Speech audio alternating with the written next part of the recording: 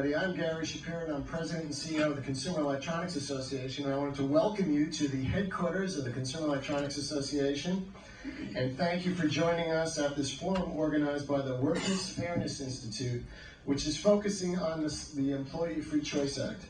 A special thank you to Lieutenant Governor Bill Bolling and his wife Jean Ann, and his Deputy Chief of Staff Mike Hardy, who are with us in the audience. Also with us today is the chair of CEA's executive board, actually my boss, Gary Yakubian, who's the president and COO of Meyer Emco, a local chain of audio-video stores, and also Steve Giordano of Lucidium, who's a member of our board of industry leaders. Who we are, we're the National Trade Association for the consumer technology industry. We have 2,200 corporate members, everyone from the large, big companies like Microsoft and Hewlett-Packard to the smallest, tiniest companies, one-person shops. 80% of our members are small business, and these are the entrepreneurs who are coming up with the innovations that are driving the economy. Now, we are based here in Northern Virginia. We produce the largest event in the Americas, the largest technology event in the world, the International CES, held each January in Las Vegas. You're all invited and encouraged to attend. In fact, I've seen some of you there. I couldn't resist the pitch. But one thing is united our members, and that is the focus on this specific legislation. Whether it's a big company, a small company, a retailer, an innovator, a manufacturer, an importer, an exporter, the companies agree that if there's one thing that could really hurt innovation in this country, it is the Employee Free Choice Act. Today's forum will shine a light on this act and the type of impact it could have on business in this country. I'll be happy to talk about innovation and technology. I'm interested in hearing from my fellow panelists about how it will affect their specific area. And we're honored to have with us Governor Mitt Romney, who to lead us on this discussion of the Employee Free Choice Act. I don't think you need much of an introduction, Governor Romney, but I will say you serve as the honorary chairman of the Free and Strong American PAC. Obviously, in 2008, Governor Romney was a leading candidate for the Republican presidential nomination, and he distinguished himself as an important voice in favor of strengthening the economy, military, and families.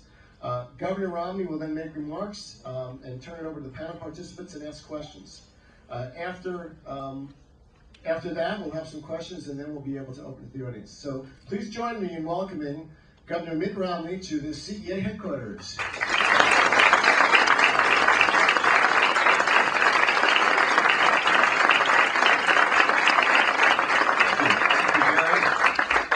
Be here with you, and we'll get a chance in a moment to introduce all the panelists who are going to offer their own perspectives. It's good to be here with your organization, and I'm sure a few arms are twisted from the various floors in this building to get you all here today, but I appreciate your coming by. Governor Bolling, Jean Ann, thank you for being here and participating as well in this discussion. This, I happen to think, is an extraordinarily important issue. There are a number of issues that are of a partisan nature that approach Congress and the White House that have positive effects or negative effects, and we can talk about them as being significant or less significant than one another. But this one actually has, in my view, game-changing implications for the ability of America to compete globally. I believe that the so-called Employee Free Choice Act, which is calling, if you will, night day and day night, it is really the Employee Forced Choice Act. It is very badly named, but its impact on America's economy would be so severe that I think 10, 20, 30 years down the road, you would see that nations which are now in our rearview mirror would in some cases have passed us in their capability to innovate and create products that would surpass even our own. I think it is therefore a very dangerous piece of legislation, which has its roots obviously in politics. There's almost no one I know of in the nation that looks at this legislation as having a positive effect on the American worker, on the American family, on America's prosperity, on peace in the world. Anyone who looks at this legislation and is in favor of it is reaching that conclusion solely, in my view, on the basis of political payback and looking for a way to thank union bosses for their participation in key elections. Its political implications are extraordinary. It's been estimated that if this act went into place and Walmart were able to be organized, that Walmart alone would represent $100 million a year in political fund contributions to the union effort, and those would go, of course, to candidates they care to support. So it means a lot from a political standpoint.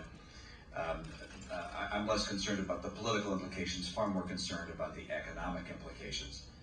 I spent my career in the private sector. That's where I spent the first 15, 20 years of life. I've seen businesses come and go. I've watched innovation. I participated as a venture capitalist and actually helped start my own small business. And I can tell you that one of the things that shocked me is how many small businesses go out of business and how many businesses in America close down every year. Millions of people every year, even in good years, lose their jobs as a result of companies going out of business. Fortunately, millions of people are given new jobs each year by new businesses that are created. And this act would put an enormous damper on the ability of Americans to create new businesses, and therefore ultimately hurt working families and make our nation less competitive globally. I saw the effects of how this act would work as I was serving as governor of Massachusetts. As you know, it removes from workers the rights to do what they've always been able to do, which is to decide by secret ballot if they want to be a union shop or not. In America today, if a majority of the employees of an enterprise want to form a union, they can vote in a secret ballot to do so. It is the most fundamental aspect of democracy that your vote is secret. This would take away the right of a secret ballot and therefore open the decision to unionize to coercion and intimidation, either by the employer or by a union. It's simply a revocation of the most fundamental principle of democracy. And that being the case, you can watch and see how it works in a place like Massachusetts. We had a bill come to my desk which said we'd like to have, in effect, a card check bill for public-related employers. I vetoed that. My successor, when it came to his desk, signed it. During the summertime, after it had been signed, union organizers targeted a charter school. Charter schools, as you know, typically tend not to have union workers. And the charter school, over the summertime, the individuals were picked off one by one to sign cards, no secret ballot. The charter school itself didn't even know there was an attempted organization underway, and therefore they couldn't communicate with their teachers about what the implications might be. The family members, the parents who were associated with this charter school, likewise didn't know that this was underway. And so in the fall, when people came back to school, guess what? A surprise is handed, we're now a union shop. That's not the way, in my view, a democratic process works. Generally, both sides are told what's going on, both sides campaign for the views and the perspectives that they think are most effective. People then get to vote by secret ballot to determine whether they want a union or they don't. And if they want a union, which one it might be. So I'm absolutely convinced that this is a critical topic for America, for the ability of our nation to compete globally, to be able to create new jobs every year as we inevitably lose some jobs from some employers. And so with that as an introduction, I'm gonna turn. I'm not sure whether I get to start with the Bretts. I probably get to start down here with, and I make sure I get every name. Hugh Keogh is a Virginia Chamber of Commerce head. Is that right? You're the chairman of the executive director. He's the president. See, I tried two titles on. I was wrong with both. Hugh Keogh's going to start us off. Why don't we just go down here and introduce ourselves one by one instead of me, perhaps. Yeah, Michael, your name is going to be difficult for me. So we're just going to go and introduce ourselves, and then we're going to come back to Hugh and let you offer your thoughts. Michelle Zazier, president of Virginia Hispanic Chamber of Commerce. Thank you, Michelle. You and I have had a chance to say hello. I'm Maria Coakley-David, and I'm the CFO of CJ Coakley Company, a commercial construction company right in Falls Church. My name is Brent McMahon. I'm Vice President for Business Development for Miller & Long Concrete Construction, based in Bethesda, but we do an awful lot of work here in Virginia. I'm Brent Fassey, and I'm the President and CEO of the Virginia Manufacturers Association. Great, thank you. Well, we'll start with the Virginia Chamber of Commerce. Thank you very much, Governor. It's a great pleasure to be here and be part of this effort. As probably many of you in the audience know, for having lived and worked in Virginia, we're very blessed in the Commonwealth and have one of the nation's lowest unemployment rates, even in bad times like these, and one of the nation's highest per capita incomes. So as we look at the additional burden of more unionization, which EFCA would facilitate, we have perhaps the most to lose of any state in the nation. Only 4% of our workforce is unionized currently, compared to a national average of about 13, I believe.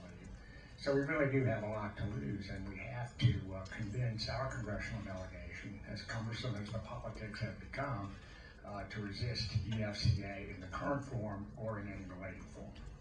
Thank you. Michelle? Yeah, I'm with the Virginia Hispanic Chamber of Commerce and represent a lot of minority and small business owners. And I can tell you this is a very important issue to small businesses, people that come here to pursue the American dream. This is the American dream killer, I think, that we're looking at.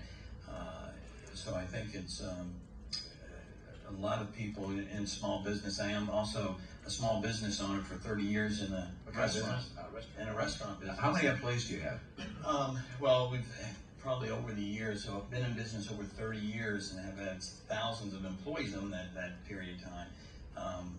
Right now we're doing a lot of catering, but if we were to have this bill anytime this year, I don't think we would have ever been able to go past 5 years with a bill like this. You know, in small business, it's up and down, and you really have to struggle a lot of times. And you know, just one day to come up and find out you're unionized, not knowing what implications that would have on your business, it you know, it just takes the goal to go after the American dream. It takes it away from you. I think one of the things that some people don't recognize is that that according to the Act, businesses of 10 employees or more would be subject to this legislation. I think about a restaurant, you'd be, you certainly have more than 10 employees with your restaurant and catering business. You now probably have to have a lawyer or someone working with you to help you guide through all the Labor Relations Act requirements. Small businesses would have an enormous burden by having to follow those kinds of regulations. I think it's the kind of burden that's pretty tough on particularly small businesses. By the way, the idea is not to reduce the potential of creating unions. If employees want unions, terrific. They have every right to do so. The idea is to prevent them from being able to have a secret ballot to decide if they want it or not. The idea that we're coming together on is to say, look, if you want to have a union, that's fine. But you should be able to make that decision by secret ballot, not make that decision by having it imposed on you. And not just the decision of the union itself, but let's say you got organized, you didn't know it was coming, you got organized, and the union came in with an excessive demand that you couldn't possibly meet and still be competitive. You and the members of the union wouldn't be able to decide on the contract yourself. It would ultimately go to an arbitrator. A federal government employee would be able to impose on you and them a contract which might make you less viable. It's a frightening potential scenario. Yeah, thank you. In the construction industry, bring us up to date how this would affect you. Sure. Well, we have firsthand experience at this. A little over 10 years ago, we were forced into a union vote, and a lot of the cards that were signed that required the vote were signed fraudulently or falsely with tricks and intimidation by the unions. And in spite of that, we had to go ahead and hold a union vote. Our legal expense was well in excess of $100,000 just to navigate through this vote. Ultimately, the employees decided not to unionize, and we had our opportunity through the process that exists now to talk to our employees about the benefits and the disadvantages of becoming union, and they ultimately chose to stay non-union. But the scary thing is the intimidation and all of that is very much alive, and it's very real. And we had employees who were threatened, their families were threatened. And to have some sort of system where they don't have the right to vote in privacy really is very unfair, very un-American, and very dangerous for our employees and their families. I won't go on with a lot of examples, but I have many. The other thing, the binding arbitration is very serious as well. We have contracts that we agree to do work, and it takes 1 to 3 years to complete that work. We have wages and estimates that we've used for benefits for our employees. And it's very frightening and very dangerous to our business to have someone come in from the federal government and say, okay, despite the fact that you bid this contract at these prices for these wages, you now need to pay your employees these prices, and ultimately could put us at risk for bankruptcy, or going out of business, and put 450 of our valuable, loyal employees out of work, and put our company that we've, fought so long to maintain and to survive in good times and bad in jeopardy. So it's a very serious matter Thank for you. our business. Thank you. Brett? Yeah, well, picking up on the whole binding interest arbitration angle, which is frankly the really remarkable overreach of this bill. I mean, the loss of secret ballot is offensive enough to everybody, but the binding interest arbitration implications are really stunning, and that is a unique process that's only ever been used in public contracts, mostly for public safety employees where they're employed by a local government. And in exchange for giving up the right to strike, which those people would have, except for the fact that they're public safety employees, they have this kind of procedure put into their contracts. And what it is allows a third party to come in and literally write the contract without consideration of any of the interests of either of the two sides of the deal. It's really that far over the line, and the implications for businesses, especially construction businesses, are that you may just choose to actually close the doors at that point, because what part of the concept, part of the way organized labor in construction works, as well as trucking and grocery workers and a few other industries, they have a particular kind of retirement plan that leaves you holding the bag for everybody else's employees too. Quite literally, it's a last man standing concept, and there's been some recent headlines of a trucking holding company that's ending up inheriting about $2 billion worth of retirement liabilities.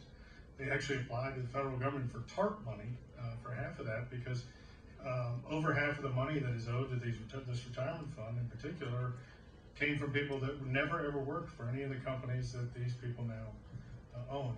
And under binding interest arbitration, there is absolutely nothing that would prevent this government person from sticking you into one of those plans. And as you walk in the door, you buy all the debt that already exists. These plans around the country, 4 out of 5 of them are below 80% funded. Many of them are in the 60% funded or less. And if you thought TARP was a lot of money, add it all up, it's a lot more than that. And that's what you walk in with. And just the risk of having that happen to you, there's nothing in any law anywhere that prevents that from happening. You might just well choose that when we kind of joke, you know, the 120 days they give you gives you a chance to start liquidating after they show up with the cards, but it is the net worth of your company that disappears when you walk into that situation. No one would choose to do that, but you can be forced into that scenario under this law. That's one of the things that, you know, I mentioned that I was fearful that this act would dissuade people from starting businesses. Think about this. Most people who start a business, the capital they're putting at risk is what they saved themselves.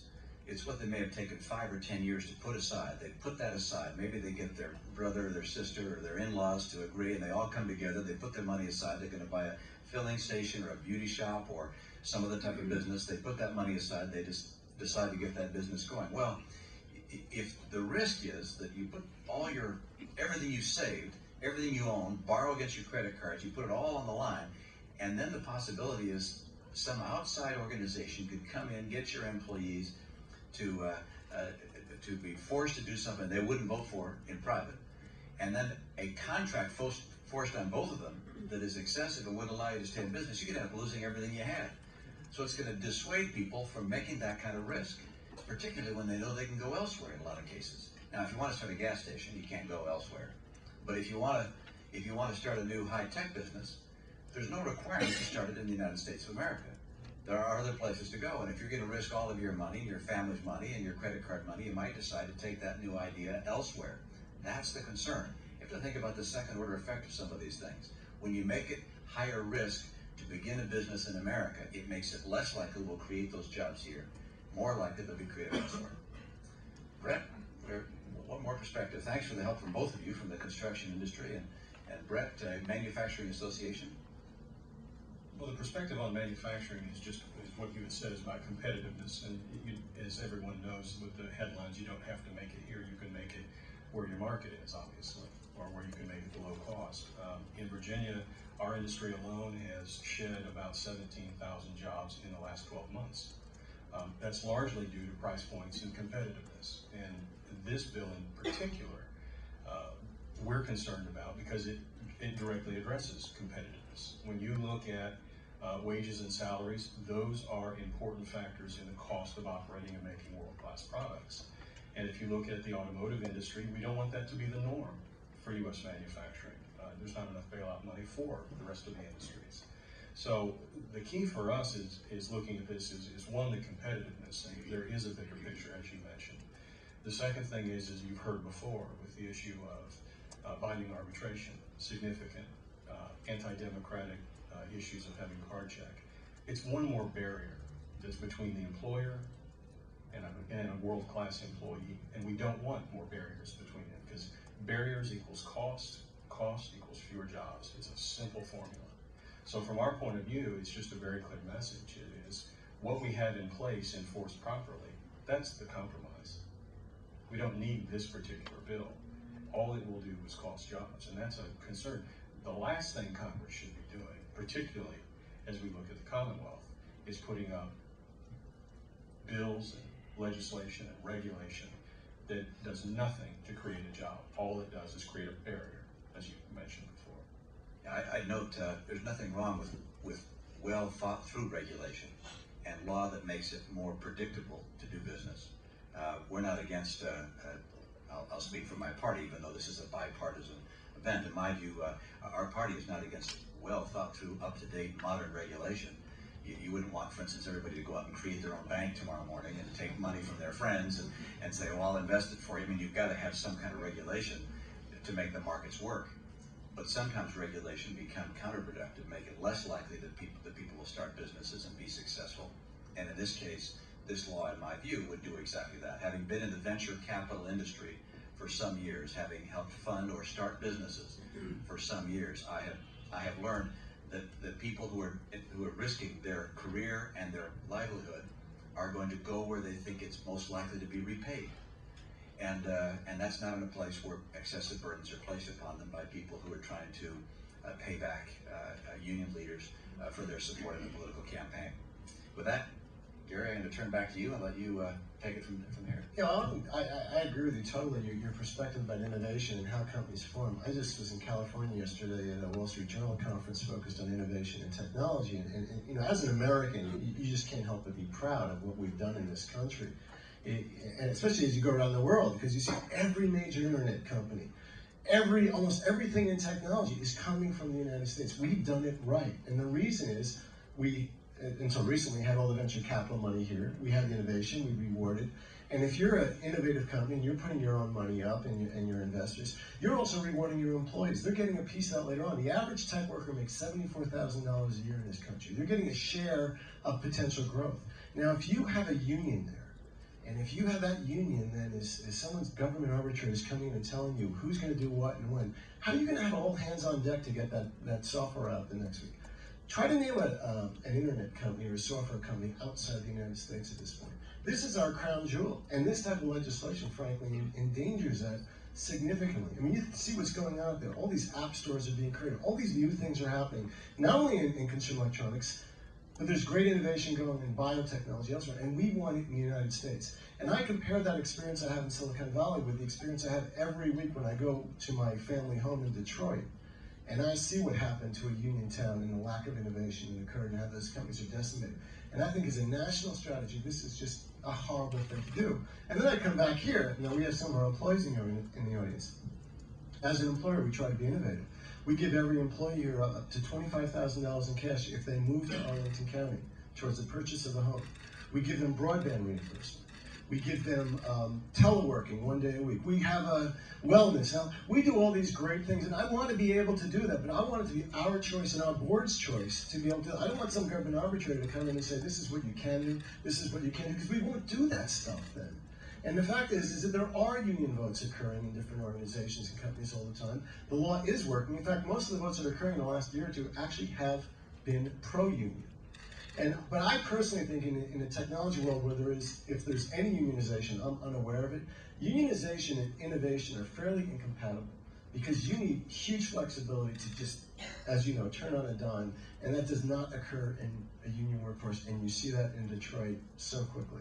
So from the tech industry perspective, most of the time you talk with executives when they hear about this, they're upset beyond belief, but most of them frankly don't believe that Congress would do something so bad for the United States to let this happen, and they just don't believe it. I'm afraid they don't have a lot of experience in politics.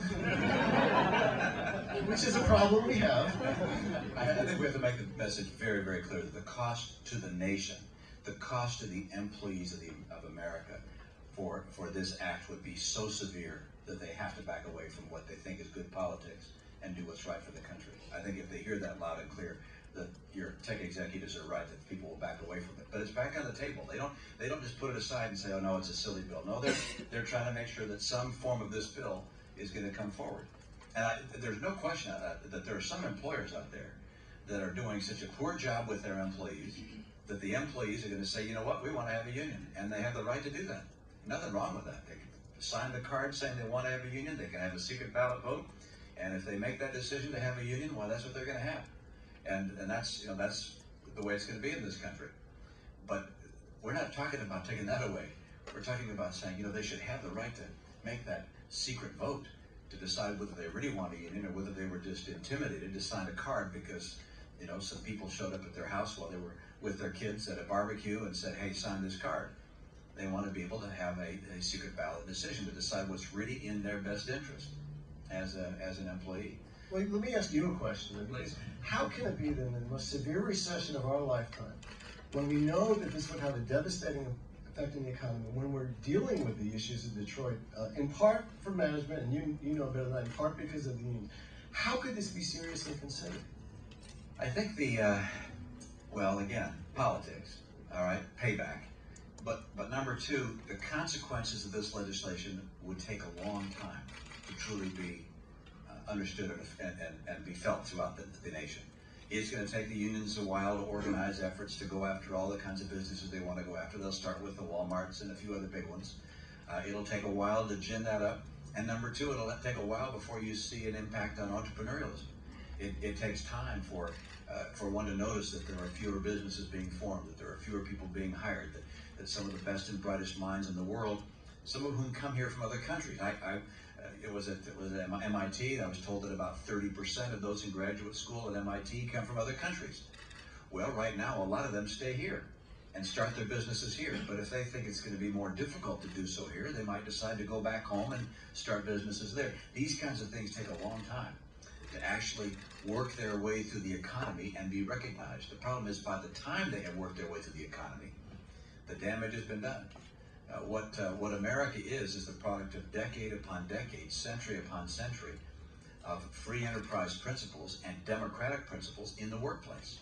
And removing democracy from the workplace would strike at the very roots of America's economic foundation.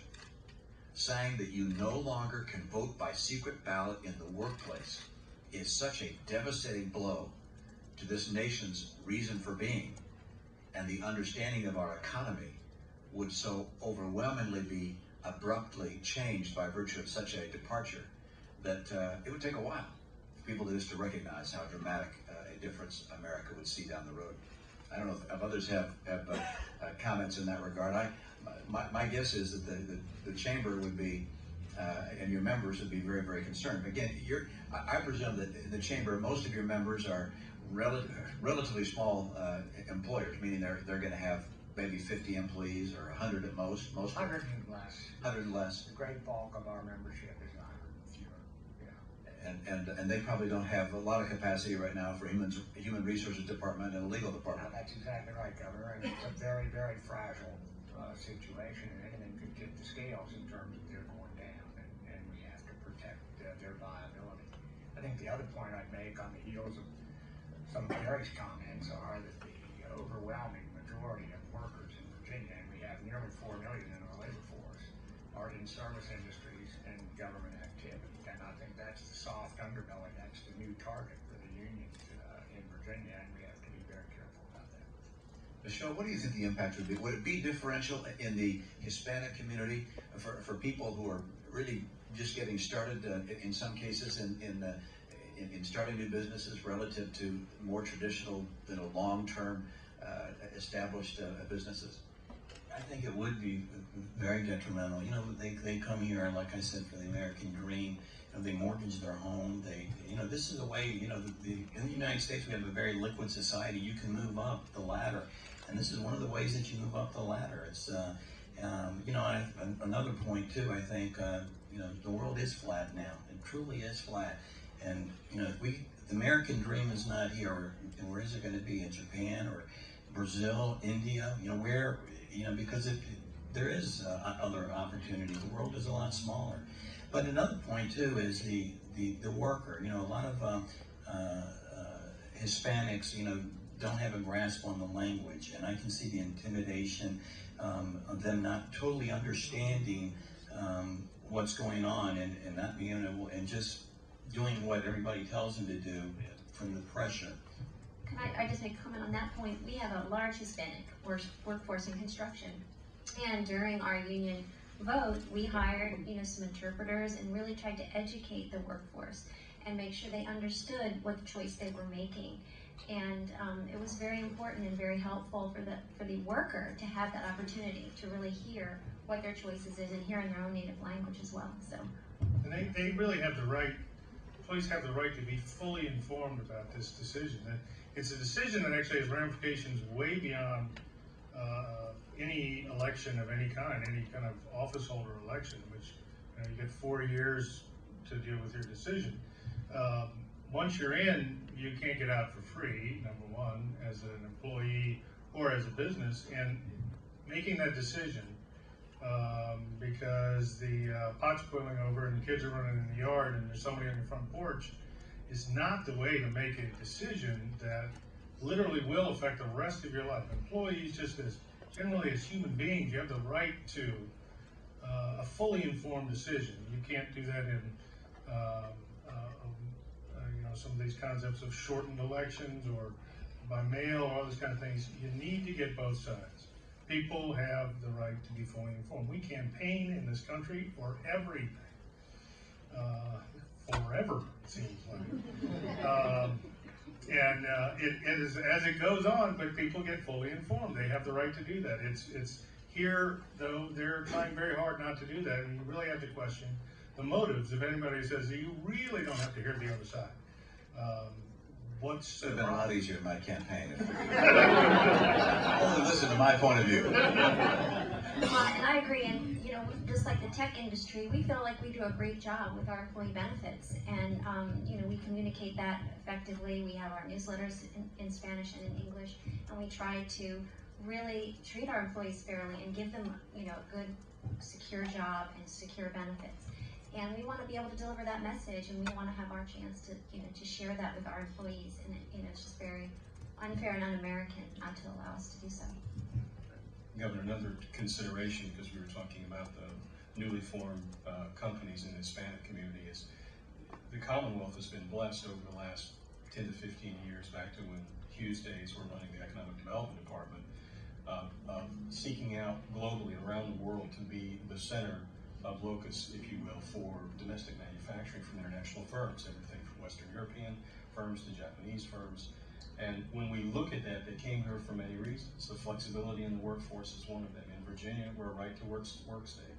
That is very important to these companies that want to have access to our market, or they want to take advantage of the productivity and the innovation of the American technology worker so they can export in this Western region, from Canada all the way down through South America. And I can tell you that I have spent more time on the phone with these companies in the last 3 to 4 months explaining that the world is not going to change overnight, because they're worried. Did we make the wrong decision? Is the United States going to change? How is this going to affect our investments in Virginia? Because they depend upon that flexibility, that innovation of that worker. So there is a unique characteristic with companies that may not understand all the dynamics of politics. And quite frankly, they're incredulous that they just can't believe that we would actually think about doing this. Well, I wondered, do we get a chance to talk to the audience here? We've We see some hands here, so Gary, are you going to Yeah, that? could you identify actually we have a microphone. Could you identify yourself and who you're with and ask your question? And we're trying to get questions, not statements. It'll turn on, I think, when you begin to speak. Okay. There you go. My name is Lisa Miller, and I'm a small businesswoman here in Arlington, Virginia, in insurance and financial services. I was just going to ask the gentleman from Miller and Long, when you were speaking, now I'm drawing a blank, you were talking about pensions, Yeah. and how you would be assuming liabilities right from the get-go. I don't understand why legislation hasn't been offered to cap these liabilities under the pension guarantee. Pension Protection Act. Thank you. Well, excellent question. As a matter of fact, this whole concept is based on a kind of a small piece of law that was passed way back in 1980 with an obnoxious title, just like this one. But it is a concept that survived Supreme Court challenge twice, actually. That essentially, if we were all businesses that employ carpenters, for example, here, and the governor has the misfortune of going out of business, and C.J. Coakley here goes out of business, which still own, but well, we collectively, the four or five remaining of us, have to assume those liabilities for their retirees, and as the number dwindles, it continues to grow, and you can assume literally billions and billions of dollars of liability. It is, I think the idea originally was that there was no way these things would ever end up in this condition, which sounds a lot like Social Security. It's the same concept about 30 years ahead of the game, literally. It's not, I'm not alleging a bunch of fraud or anything like that. It's an impossible situation. And they're fighting a demographic wave and a decade's worth of low fixed income returns. There's nothing they can do about it.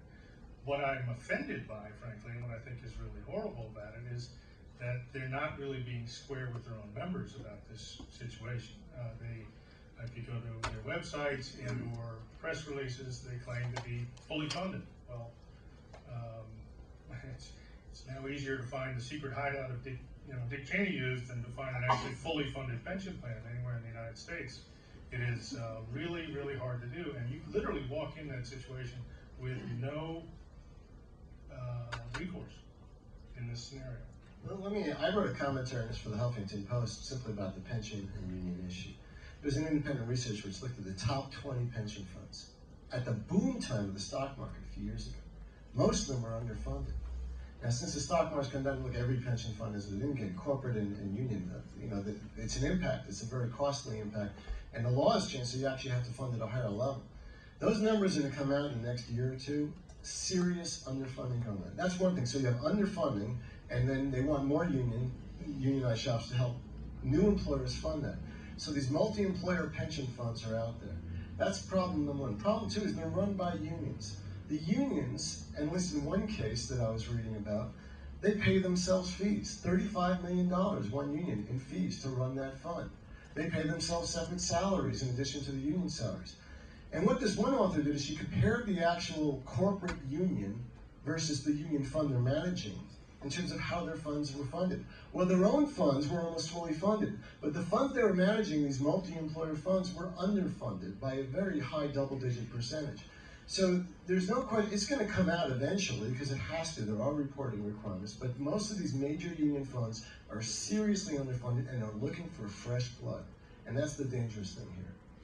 Well, let me just note one more thing in that regard, which is if you're thinking about beginning a business and you know that there's a real risk that your business then might be organized by intimidation to put you into a fund like that, you're going to think twice about risking all of your capital and your family's capital and your friend's capital to start that business.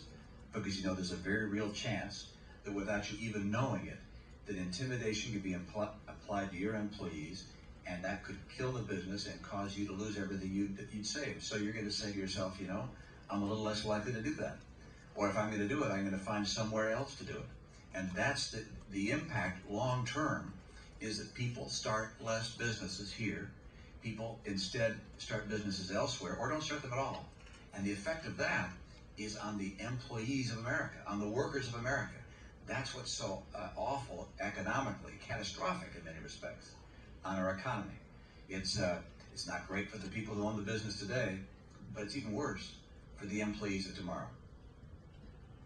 Other questions? See ya across the room. You can shout it out if you want. You've probably got a big enough voice so we can hear you. My name is Doug Turner. I'm the HR officer for Balfour Beatty Construction Company. Got a lot of contractors here today, don't we? Not much going on in the ground. Is there? We got a lot of free time. I have two things, Governor, if you could address. One is, if you could bring us up to date, what's the current status of the legislation? And the second one is, could you, from your point of view, walk us through the money trail? I mean, there's a huge, in my view, money impact for all this politically and this. Could you walk us through how you see that? Well, let me start with the money trail, and then I'm going to turn to Gary to talk about where the legislation is, or part of the team here, because I'm not as conversant on that as those that are most up to date. I mean, the money trail is pretty straightforward, depending on the figures you calculate as to how many enterprises could be organized through intimidation. Because right now, people already have the secret ballot, and we are where we are based on what people would like to do. But if instead we're going to now apply intimidation and remove the secret ballot, why the question is how many places would then be organized that are not today under a secret ballot? And if you use literally that one example of Walmart, you're talking $100 million a year in political funds. I'm not talking about total union dues. I'm just talking about that portion that goes to political campaigns. $100 million. That's a lot of money. That's a lot of influence. That's a lot of ads that can go through an independent expenditure committee. And that's one big enterprise. Now, if you look at smaller enterprises, and again, if you could get it to grow fast enough, and you could have massive unionization, by virtue of the McCain-Feingold campaign finance laws, unions are able to collect, if you will, to assess dues of people and put that into political campaigns or political purposes. It's a remarkable gap. If there are any employers in the room, if you were to go to your employees and say, I'm going to collect $100 from each of you this year for political campaigns or for my political ads I'm going to run, you'd be in trouble with the law. But unions are able to do effectively that. And if you then could have a dramatic increase in unionization, think of the impact that could have on politics. I happen to think that that's less important than the impact it can have on the economy and on growth and innovation. That I think is devastating. The political impact is real, and that's of course one of the great incentives for those people who are pursuing this legislation to do so. It's payback for prior gifts, and I'm not talking about financial payback. I'm talking about political payback for prior support. But it's also recognition that those union organizers would have massively larger war chests to support the people who will support them. It would change clearly the political landscape in the country almost as much as it would change the economic landscape. In terms of where the legislation falls today? Sure, I can answer. My name is Jason. I'm from the Workforce Fairness Institute. The legislation was reintroduced this year in March. It's currently in both the Senate and in the House. It's in committee. There's currently underway, I'm sure you all paid attention to Senator Specter's position and switching to the other side. He's taken a lead along with Senator Harkin and some others to work on a compromise, and so there's talk that it may come up this summer for the August recess. So we're sort of on our toes and doing events like this in different states, trying to educate the public to sort of get them involved. And if you want to go to workforcefairness.com, you can take a look. We've got some tools on there that one will inform you of the issue more, give you some talking points, and then it also allows you to kind of click through and contact your congressmen and your senators directly from whichever state, most of Virginia here. But if you want to take a look at that, that can be a useful tool as well. Workforcefairness.com? Yes, sir. Great, thank you. The legislation in its identical form passed the House of Representatives in the last Congress. It has to go through the process again, but I don't think anyone seriously questions it will probably pass the House. The House has indicated they're waiting for the Senate. The Senate, it really comes down to whether there's 40 votes that will stop us from going through. And every vote matters, and that's why Senator Specter, when he said that he will not support it in its present form, is a very important decision. Now, the two Virginia senators, which is why this meeting is so important, one of the senators who was around when this was last up was a co-sponsor of the legislation. He did not put his name on as a co-sponsor. Senator Webb has not co-sponsored the legislation this time around, which is, I wouldn't say it's a victory, but it's an important step. And Senator Warner is a new senator, and both of them are definitely hearing both sides of the issue from many different people. This is, according to Senator Spector, this was the most lobbied issue he's ever experienced. I mean, the good side of this issue is the business community's come together and said this would be devastating economically to the country. But on the other hand, the advantage you talk about in terms of unions and political fundraising is incredible. I mean, it's just, there was a little notice story in the Wall Street Journal a few weeks ago that pointed out that one union, the Service International Union, which is behind this legislation, borrowed, what was the number? $60.7 million. They borrowed $60 million, borrowed to have an influence in the last election. Now, there isn't a corporation in America who could do that without their top executives going to jail. But the way the law is structured is it's okay for unions to do that and always ask their members for money. I have to be very careful even asking my own employees for money, much less our own members. We have to get their permission before we're allowed to ask them for money. And it's very difficult to fund, as a corporation, to fund political campaigns. Those people who have for years been decrying the influence of money in politics, for good reason, they should be red-faced to be thinking of legislation of this nature, recognizing that this is all about money in politics, and it's a very dangerous course politically. I prefer to focus on the impact of the nation economically, but the political implications of saying we're going to really kick up the ability of organized labor to play a much more active financial role in politics is obviously quite significant. Yes, sir. Good afternoon. Eric Jones, Associated Builders and Contractors in Metro Washington. My question is kind of lengthy. Reviewing what's been happening in the past year, for example, President Obama overturned President Bush's ban on project labor agreements, looking at how this bill's playing out. There seems to be a disconnect in reaching out to the everyday people, the voters, the folks who will actually be impacted. Why does there seem to be a disconnect? I know, as someone who works and lives in D.C., I see the 20-foot billboards and flyers everywhere in D.C. saying vote for EFCA, and I've had friends ask me what it means, and of course I can give them the positives and negatives, but there doesn't seem to be an impact reaching everyday people about what this bill really will do to the everyday person and how it actually will negatively impact the jobs in our economy. Well, that's part of what we're trying to accomplish. One of the challenges is it's not worth a lot of money to people in this room to put millions of dollars in a public campaign and to run advertisements on TV and on billboards, but it's worth hundreds of millions of dollars to organize labor. To the guys that run those pensions that you're describing, and to the people who are going to get paid a lot of money depending on the number of members they sign up, it's worth a lot of money. And so they're going to spend a lot of money to pass this. And what has to happen is the public and employers have to stand up and say, this may be good politics for you guys, for your campaign war chests, but for the nation, it is devastating. And I think you're going to hear that. My expectation is that you'll find almost every editorial board in the nation, despite its liberal leaning, perhaps on some issues, are going to say, wait a second, this is not a good idea for the country. And hopefully, the overwhelming clarity of this issue will be heard. But for those who are responsible for the effort, like Jason over there, you tell us what we have to do to get this message out in a more public way. But I think it's an important comment. Yeah, Brett? Well, in my own experience over the last year and a half of dealing with this issue is even with business owners and other small business owners, it's actually realizing that it's real.